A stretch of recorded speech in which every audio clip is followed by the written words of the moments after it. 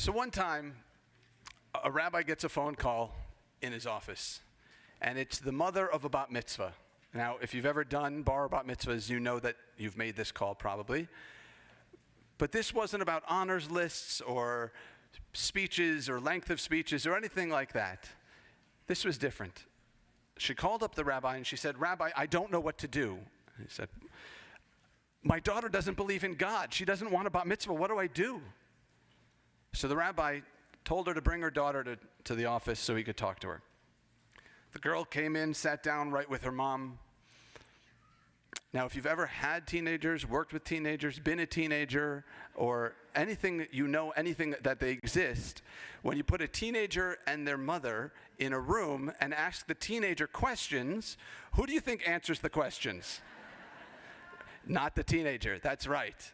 So the rabbi was trying to ask this girl some questions, and the mom kept answering, and he said, "That's great. Why don't you wait outside? You can have some coffee, preferably decaf if you'd like, while I talk to your daughter." So she said, "Fine, good luck, see if you can do." I don't know why, again, I did it again. She's got a New York accent. Every time I do this story, she's got a New York accent. I don't know why. I can lie on a couch and you can charge me per hour, that's fine. She said, "Good luck, see if you can do anything, I'm done." When she left, the rabbi and the child, the girl, were left in the room together. The rabbi asked her, he said, "So why don't you want to become a bat mitzvah?" Again, think about how well you know teenagers. What do you think her answer was? "I don't know," right? Love teenagers. They're phenomenal. They're great. But monosyllabism is their strength and weakness all at the same time. "I don't know." After a few minutes, they talked about other things. They kind of warmed her up a little bit. And then he steered the conversation back to the bat mitzvah. And he said, "I heard from your mom that the reason you don't want to have a bat mitzvah is because you don't believe in God. Is that true?" "I don't know. I guess." The rabbi said, "So, okay, tell me about God." And she said, "Which God? I told you, I don't believe in God." Finally, she was starting to open up and said, "Okay, I know," the rabbi said. "Tell me about the God you don't believe in." When she finally got down to it, she described a man with a white beard sitting on a throne up in heaven wearing Birkenstocks with a flowy outfit. And she said, this man has a chart. He's writing who's good, who's bad, who's all these different things. And the rabbi says, "That's wonderful. Because that's Santa Claus, and I don't believe in him either."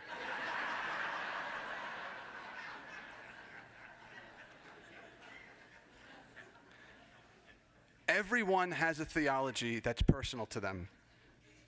Our lives, what we experience, shapes our view of God. Now, I don't know the story of the girl. I don't know what her background is, so I can only tell you about myself.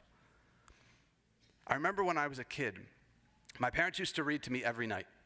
And one of the books they had to read to me was this oversized, this kind of, big hardcover book, very thin, with Bible stories.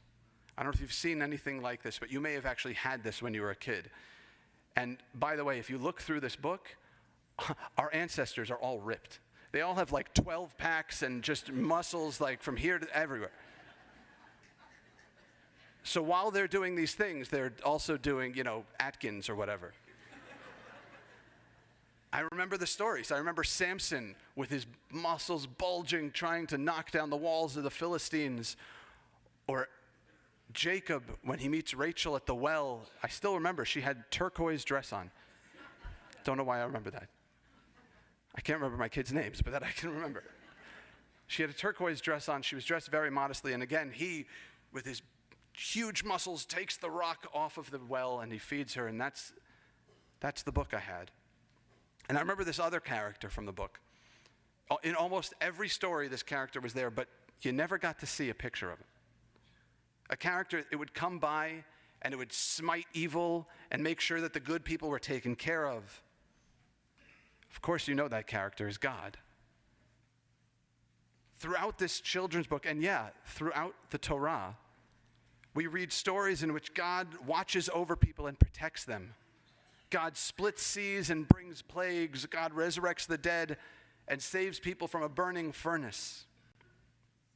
I remember going to sleep at night and dreaming about this God, dreaming about this divine magnificence. It was instilled in me that God was always there. God was always watching. Not in a judgmental, watching with a finger wag kind of way, but just looking out for me, making sure that I was safe. I grew up in an Orthodox home, in an Orthodox community, and I have to tell you that being raised with that kind of God was so comforting. It was a great feeling to grow up with, to know that there's someone out there making sure you're okay. It's comforting, if you think about it, to think of a divine parent who will protect you from harm, a father who will comfort you when you're in pain, a mother who will shield you from the slings and arrows of outrageous fortune. It's so nice. And as children, it's so important to feel protected and safe. It's essential to know that we can trust, that we can let our guard down, and that we don't have to be afraid. But that comfort and security can turn into disillusion and resentment when the God we learned about as children no longer fits our experience of the world. When the God we read about in the Torah, in the Bible, seems like a pipe dream or a children's fable. It can lead us to feel alone and isolated. We're told that God is perfect, all-knowing, and all-powerful. We've read the words of the Psalms which say, Nar ha'iti v'gam zakanti, v'lo ra'iti tzadik ne'ezav. I have been young and now I am old, yet I have never seen the righteous forgotten, nor have I seen God's children begging for bread. We know all too well that's not the world we live in. That's not the world that surrounds us. Our world is a world in which the righteous have been forgotten. Good people suffer terribly, and yes, at times, wicked people succeed. When we think of an all-powerful God who does nothing to intercede on the behalf of the righteous or oppressed, we wonder if, just a little bit more, if the theology we're taught in our childhood was just myth, if they were just nice bedtime stories. It can be lonely to lose faith in a personal God. It can be isolating to stop believing in the God who splits seas and protects people. I can tell you when it happened for me. My faith in that kind of God was tenuous at best. And then in my second year of rabbinical school, my classmate and friend was diagnosed with cancer. And in my third year, he died. He was 37 years old, younger than I am now, with 3 beautiful children. This was a man, his name was Joel. He lived just up the hill. A beautiful man, a man incapable of sarcasm or guile, just a man as sweet as can be. And he was taken too early. It's a powerful isolation and anger, a rage that we can feel towards God. Like the girl in the story, it's too hard to reconcile our lives with the idea that God is some benevolent king who protects and guards our lives. Dr. Neil Gilman calls it the first naivete, that image of God as a protective parent and king who guards us, watches us, and judges us. Personally, when I lost that, I remember feeling a hole. I had lost my friend, but I'd also felt like I lost someone else, like another member of the family. For those of you here today on Yom Kippur, our holiest day of the year, whatever your personal view of God, you have a place here. Whether you believe in a God of splitting seas and personal intervention, or you believe that it's too hard to believe. If you doubt in any kind of divinity, no matter what your theology, you have a place here with us. Because here's the thing about both of those opinions, we're never going to know. And on some level it doesn't necessarily matter because it'll never be manifested that way. Because of the impossibility of proving or disproving any of this, we end up choosing the God that we want, the God that our life shapes. Now, God will, at least in my experience, never manifest God's self in a thunderbolt or a splitting sea.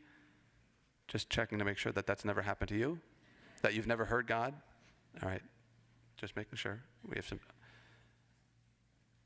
But also, the flip side of it is that you can never tell me, science can never prove to me that there's not something greater. There's not something outside of science. And so, without knowing one way or another, without being able to prove yes or no, our brains need to reset. Like a computer, if your computer has trouble, you go back to the default settings. And we allow our view of God to compute with the world that we experience. But we need something. Rabbi Avram Kook, the first chief Ashkenazi rabbi of Israel, describes what a life without God is like. He wrote, "The spirit cannot find its stability except in a life oriented toward God. Then a person will be able to find fulfillment, their equitable and satisfying state. If a person should seek less than this exalted state, they will at once become like a ship tossed about the sea. Stormy waves raging in opposite directions will continually rob them of peace. They will be thrown from wave to wave and unable to find themselves." Here's what our life is like. If they should be able to immerse themselves in some preoccupation, they may succeed for a time in reducing the perspective of their life, and it will seem that they have found peace. But it will not take long, and the spirit will break out of its imprisonment, and the maddening agitation will begin to act in all its fury. Rav Kook was describing a life centered around God, and we may not lead, and we may not even need such a God-centered life. That's okay. But we've all witnessed the void that Rav Kook described.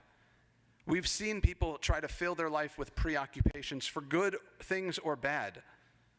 We've seen people fill the hole they feel with illicit drugs, with sex, with money, with power.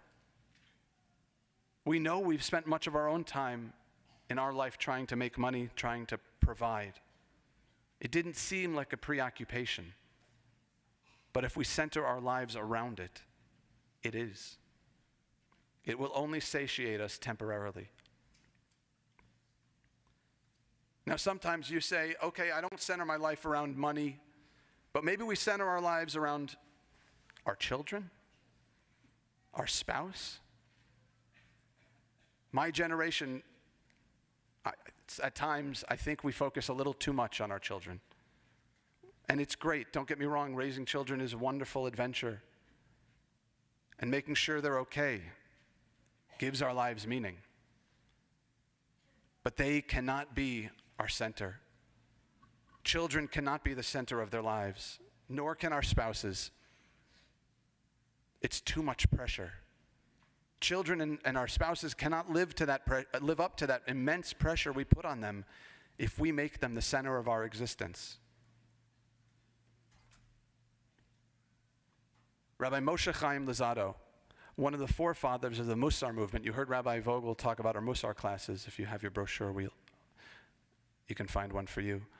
Rabbi Luzzatto said that human beings were created for the sole purpose of rejoicing in God and deriving pleasure from the splendor of God's presence. It's pretty. But perhaps our theology doesn't allow us to revolve our life around God. Maybe for some of us, even the name God has become too heavy with judgment and unmet expectations. So we prefer a different language. What both Rav Kook and Rabbi Luzzatto are describing are moments of transcendence. That moment when we're able to attach ourselves to something greater than us. Think back. Think back to the first time you ever felt love. You can't describe it to someone. You can't put into words what that feeling is to have your soul, the most inner part of you, touched and moved. Remember maybe a sunset or a spiritual experience, maybe when you were younger, when you felt moved, you felt your soul touched. We have these moments in our lives that, when I was working at Beit Shuvah, a recovery center for addiction, they called them God shots. Literally shots of God. Gives you an insight into their mindset.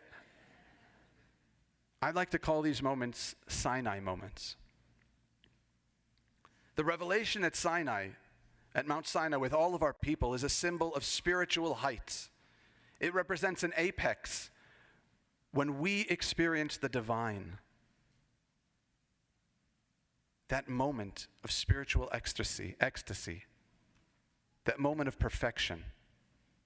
You felt it too. You know you have. But we don't live in that state. We left Sinai. We had to make our own lives. But we do have moments of transcendence, moments when our egos are no longer the center of who we are. When the ego shrinks down a little bit. When the membrane between us and another person, or us and something else, thins just a little. We're able to attach ourselves to something greater than us. We're no longer the ends. We're only the means to something else. Those are moments of transcendence. If you want to call these moments when you see God, that's great. If you're uncomfortable with that terminology, then call them moments of oneness, moments of enlightenment. It's very ecumenical. I believe that's where God can be found, in those moments, those actions. Combining both the ideas of Rav Kook and Rabbi Luzzato's, that's where we center our lives around something more than the material, not even around exterior people, but around moments of transcendence. Think of those. Think of seeking Sinai moments.